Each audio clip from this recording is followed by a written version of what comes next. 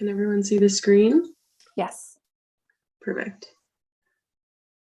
So thanks for joining us. We're group 5. Our names are Robyn, Ruby, Bridget, and Lana.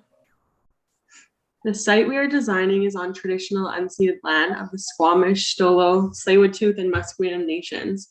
We're all settlers and uninvited guests on this land. At the beginning of this project, we offered tobacco to the land before anything else in the spirit of reciprocity. We are naming the park Mukwat Park, which means everyone in the Halkomelem language.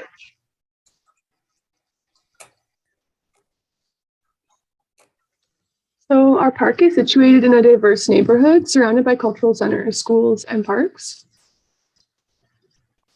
And it's located adjacent to the Oak Ridge Corridor development, which will likely result in gentrification of the neighborhood and a large growth in population. Because our site is situated in a changing neighborhood, we wanted to honor the past, current, and future inhabitants of the site. The park will also be connected in a city plan to Queen Elizabeth Park and Lingard Golf Course through a future blue-green corridor, but the existing site lacks habitat, biodiversity, and opportunities for diverse use. We want to address the potential of the site to create habitat and help manage the stressors caused by a changing climate. in researching the demographics of the site, we find that they didn't fully explain its history and the future of communities. So we began researching diverse users' entanglements with cultural landscapes in Vancouver. We address the human history of oppression and resilience and look beyond this timeline to serve the marginalized plants and animals. Reimagine a site of hope and mutual understanding in a futuristic community engagement. In our project, we engage with 3 key terms: decolonization, interculturality, and radical healing. Decolonization is about cultural, psychological, and economic freedom for Indigenous people with the goal of achieving Indigenous sovereignty. This requires a new perspective of connection, relationship with the land, and restored relationship with Indigenous people. Interculturality is an approach to coexistence and communication among diverse cultures, deconstructing problems of understanding and tolerance in multiculturality. Radical healing deals with identity-based trauma resulted from racial and ethnic oppression. This is the process of therapy with civic engagement, cultural sustainability, and social justice. It is moving from coping to thriving.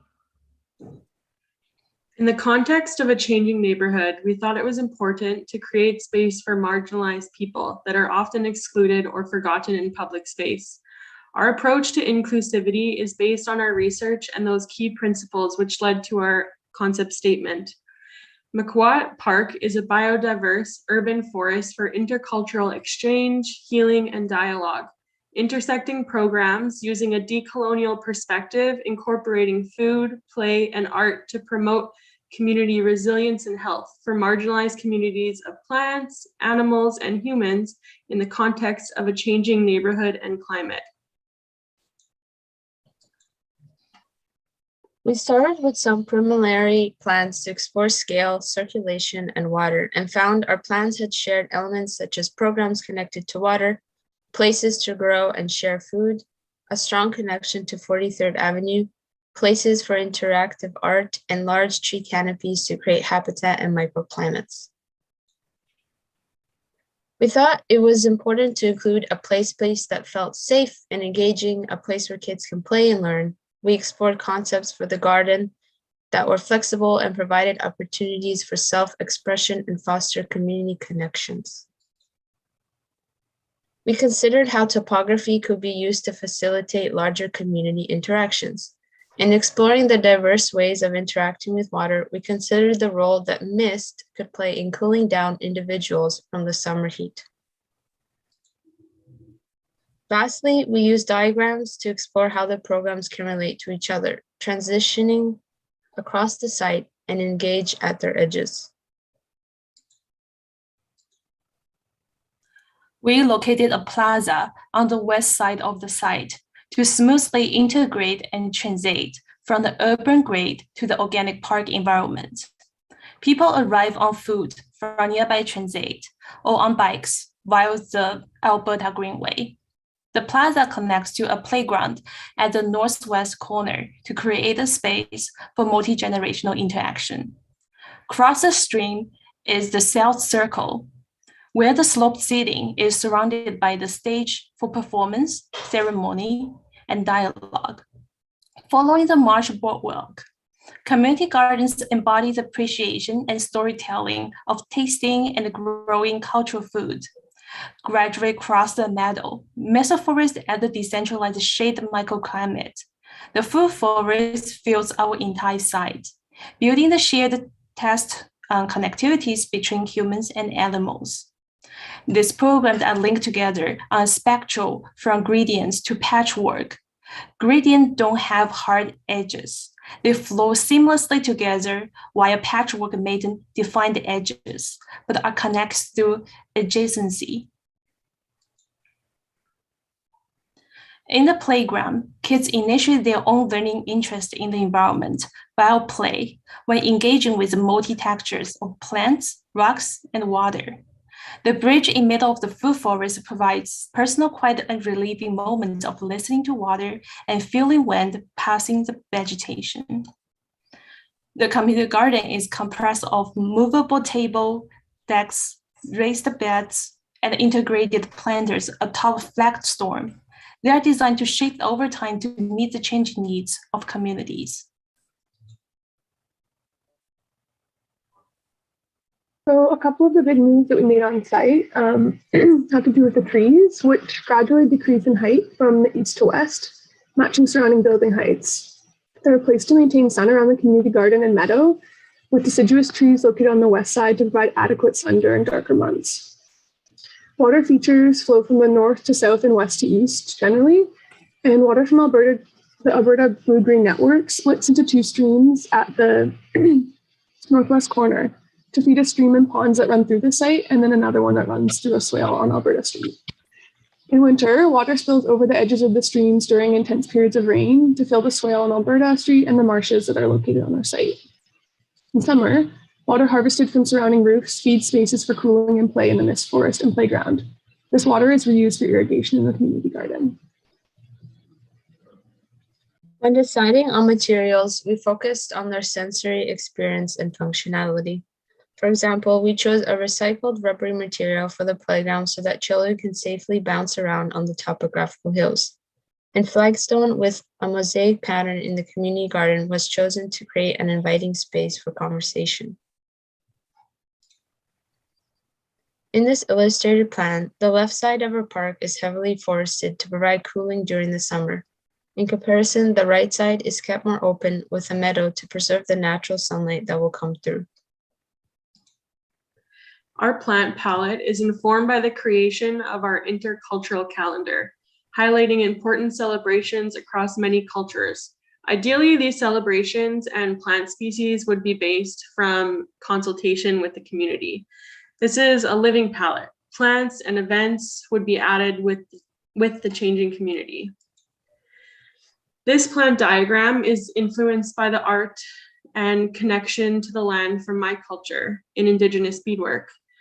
The white mouse tracks represent different programming and circulation spaces within our proposed plan.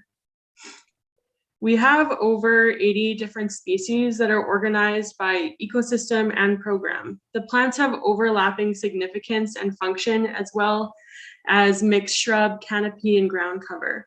For example, Tagetes erecta, aka marigold, is an important plant for both Diwali and Day of the Dead cultural holidays.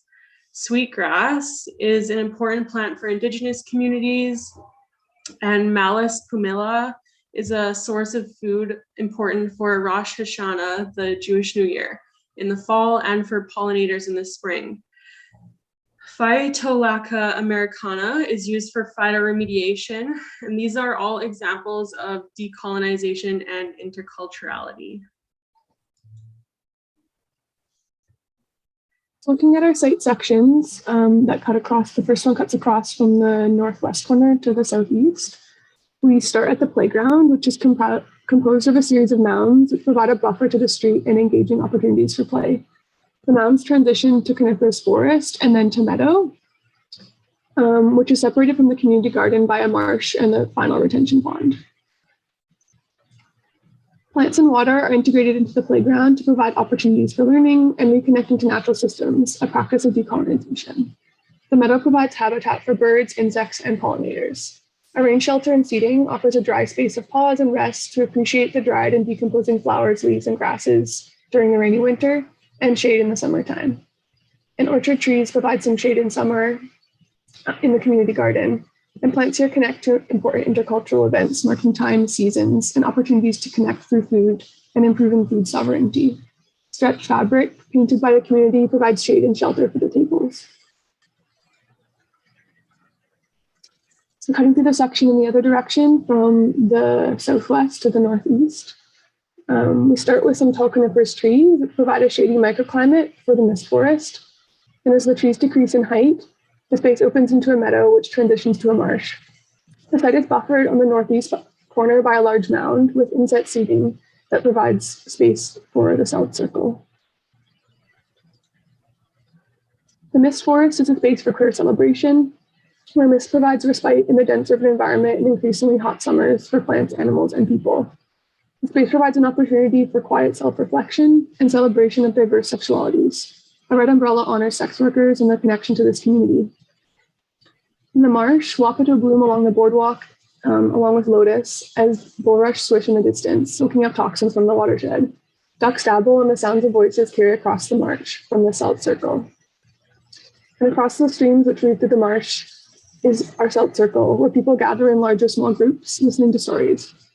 In quiet, people rest on the hillside looking back towards the trees and skyline of the new Oak Ridge development. In this section, we show the edge condition of Alberta Street from the west buildings transitioning into the playground. The bioswale will filtrate water runoff from Alberta Street to deal with the heavy rainy seasons in the winter. In the entirety of our site, there is a space for recreational running. This will provide the community healthy ways to reduce stress and keep physically active. Most importantly, we have incorporated phytoremediation plants along the stream shores to help filtrate water runoff from any toxic chemicals coming from the city. In introducing our first perspective, our entrance plaza coming from Alberta Street will offer a space for food trucks to come in during peak festival times. People will be able to gather with friends, meet with family, and encounter new faces from the city and surrounding neighborhood. It will also be a space that can harbor art installations for the community to engage with and start interesting conversations as they are taking a sip of coffee. Walking through the mist forest in the summertime is the experiential moment of rising decentralized attending care towards plants, which would also need the misting to relieve from the summer heat. Rainbow Through Mist celebrates the quail spaces that would take place everywhere. When posing a moment for bird singing, users can also learn plant medicine through the feature program of community-designed educational guidelines to understand the decolonial aspects of their relations with vegetations. Marsh Boardwalk creates this in-between self-reflective space surrounded by cattails and sweetgrass when looking over lively South Circle, where communities attentively gather for a night performance of retelling memory and feature. Their music and chants echo through the water waves and expand to another side of the park, following the stream, and continue the intercultural reimagination when welcoming everyone in this mud-wet park. Thank you for listening.